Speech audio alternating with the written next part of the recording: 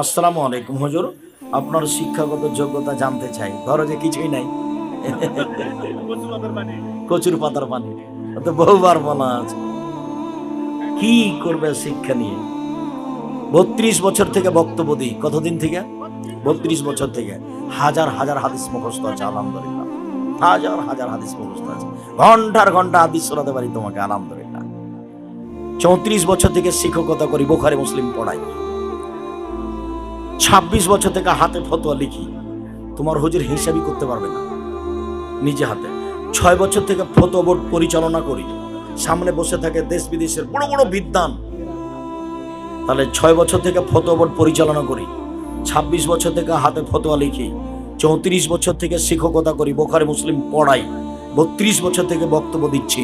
৩২ বছরে কোনোদিন অপ্রয়োজনীয় বাক্য বলিনি।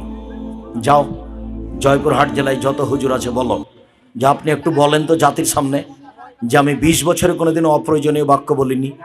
দেখি কি বলেন উনি। কোনোদিন কেসা কাহিনী বলিনি। কি করবে শিক্ষাগত যোগ্যতা নেই, কিছুই না, কচুর পাতার পানি।